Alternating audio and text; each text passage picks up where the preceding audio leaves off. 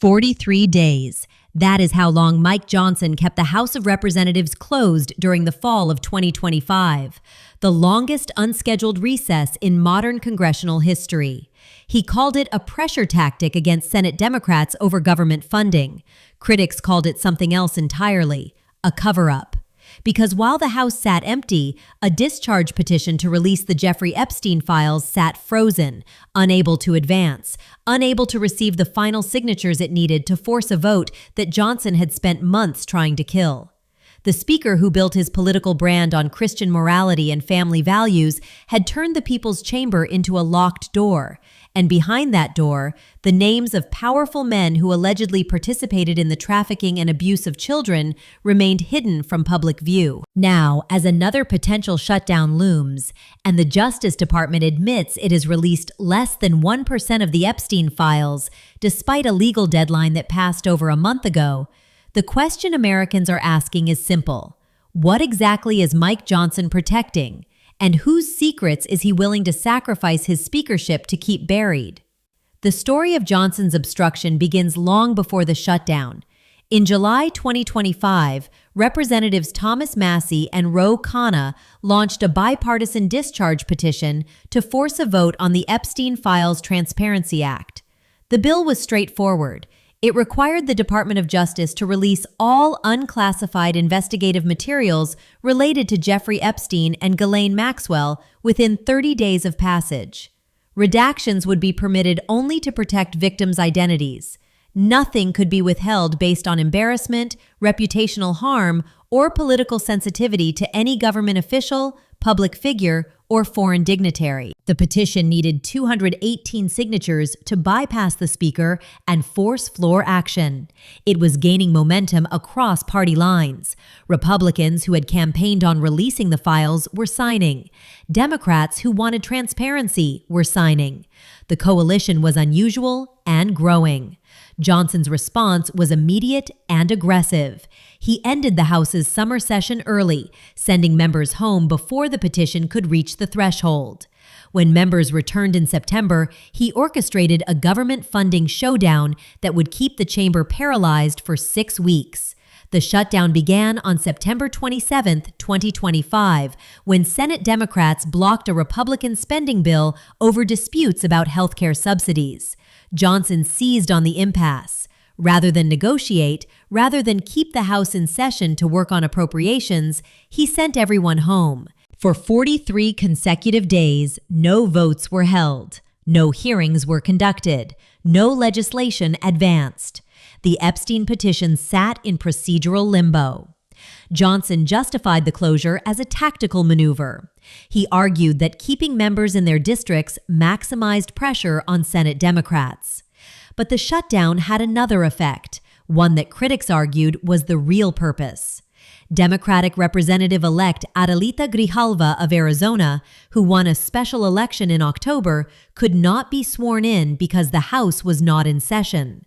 Her absence kept the petition one signature further from the threshold it needed. Johnson refused to convene even briefly to administer her oath. The optics were devastating. Representative Hakeem Jeffries, the House Minority Leader, did not mince words.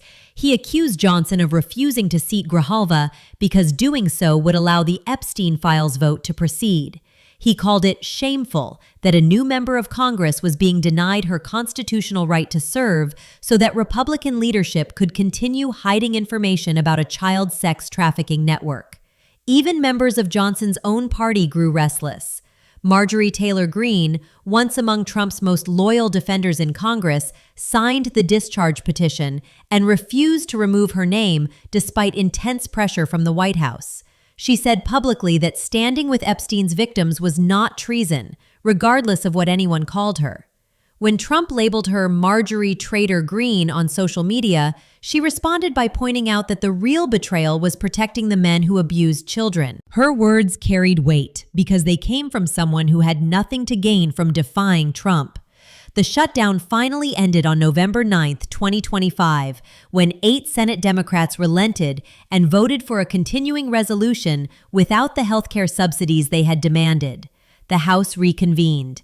Grijalva was sworn in, and within days, the discharge petition reached 218 signatures. Johnson had lost. On November 18, 2025, the House voted on the Epstein Files Transparency Act. The final tally was 427 to 1. Even Johnson, after months of blocking the vote, cast his ballot in favor. He had no choice. Voting against transparency after everything that had transpired would have been political suicide. The Senate passed the bill unanimously the same day. Trump signed it the following morning. The law gave the Department of Justice 30 days to release the files. The deadline was December 19, 2025. What happened next confirmed every suspicion about why Johnson and Trump had fought so hard to prevent this moment. The Justice Department missed the deadline. On December 19th, rather than releasing the comprehensive investigative record that Congress had mandated, the DOJ posted a small batch of heavily redacted documents. Hundreds of pages were completely blacked out with no explanation. Names that should have been visible under the law's provisions were obscured, and critically, in the initial releases, Donald Trump's name was conspicuously absent, while references to Bill Clinton appeared prominently. The pattern was impossible to ignore. Documents that mentioned Trump in one version appeared with his name redacted in another. Flight logs that showed Trump traveling on Epstein's plane 8 times between 1993 and 1996 were partially released, but contained extensive unexplained blackouts. An internal DOJ email from 2020 warning prosecutors that Trump had flown on Epstein's jet many more times than previously reported was included, but surrounding context was removed. Epstein survivors were furious. A group of victims held a press conference on Capitol Hill denouncing the DOJ's handling of the release. They pointed out that their own identities were left unredacted in multiple documents, exposing them to potential harassment and re-traumatization. Meanwhile, the names of powerful men who allegedly participated in their abuse remained hidden behind impenetrable black bars. "This is not a hoax," one survivor told reporters, directly responding to Trump's repeated characterization of the files as fake. "It is not going away." By early January 2026, the Department of Justice admitted in a court filing that it had released only 12,285 documents comprising 125,575 pages. More than 2 million additional documents remained under review. The DOJ estimated it would need 400 lawyers working full-time for several more weeks to complete the process. The law Congress passed required release within 30 days. The administration was operating on a timeline of its own choosing. Deputy Attorney General Todd Blanche defended the delays in media appearances, insisting there was no effort to protect Trump or any other famous individual. But his assurances rang hollow when the DOJ's own social media accounts highlighted photos of Bill Clinton while conspicuously avoiding similar treatment of Trump-related materials. A community note was added to Attorney General Pam Bondi's post on X, pointing out that photos of Trump had been removed from the files to protect him. The selective transparency was not subtle. Representative Khanna, one of the discharge petition's original sponsors, announced he would pursue inherent contempt proceedings against Bondi for failing to comply with federal law. He accused the DOJ of spending more time protecting the Epstein class than the survivors whose names the law required to be redacted. Senator Chuck Schumer demanded answers about why the DOJ had failed to submit a required report to Congress listing all government officials and politically exposed persons named in the files. "What are they trying to hide?" he asked in a public statement. The question answered itself. On January 21, 2026, the House Oversight Committee voted along party lines to hold Bill and Hillary Clinton in contempt of Congress for refusing to comply with subpoenas related to Bill Clinton's documented relationship with Epstein. The same day, Democratic Representative Summer Lee introduced an amendment to hold Pam Bondi in contempt for failing to comply with the Epstein Files Transparency Act. Her amendment failed 19 to 24, with every Republican voting against accountability for the Attorney General. The pattern was consistent. Republicans wanted to pursue the Clintons while shielding Trump. Democrats wanted full transparency for everyone. And the Justice Department continued releasing documents at a pace that ensured the complete picture would not emerge until the political moment had passed. Meanwhile, the files that did come out painted a disturbing picture. An FBI tip alleged that Trump had witnessed the murder and disposal of an infant born to a 13-year-old trafficking victim. The DOJ labeled the document fake after it was released, raising questions about why unverified materials were included while verified materials remained redacted. Emails from Epstein in 2019 referenced a victim from Mar-a-Lago and stated that Trump knew about the girls as he asked Ghislaine to stop. The surrounding context was blacked out. A 2021 subpoena from the Maxwell case to Trump's Mar-a-Lago club seeking employment records of an unnamed individual was included. The individual's identity was redacted. Surveillance footage from August 2019, the month Epstein died in his jail cell, was mentioned but not fully released. For every revelation, there were 10 more redactions. For every name that emerged, a dozen remained hidden. The files told a story in fragments, teasing connections without providing closure, implicating powerful figures without enabling accountability. And through it all, Mike Johnson continued operating as if nothing had changed. When the House reconvened in January, Johnson declared victory on government funding. He boasted about passing all 12 appropriations bills through regular order, calling it a restoration of congressional muscle memory. He praised his leadership for overcoming narrow margins and internal divisions. He did not mention the Epstein files. He did not address the bipartisan fury over the DOJ's noncompliance. He did not explain why he had spent months blocking a transparency measure that ultimately passed 427-1. He simply moved on, hoping the country would do the same. But the country has not moved on. A January 2026 CNN poll found that only 6% of Americans were satisfied with the federal government's handling of the Epstein files release. Nearly half of Republicans, 3/4 of independents, and 9 in 10 Democrats said the government was deliberately withholding information. A separate poll found that 49% of Americans believed Trump was actively attempting to cover up Epstein's crimes.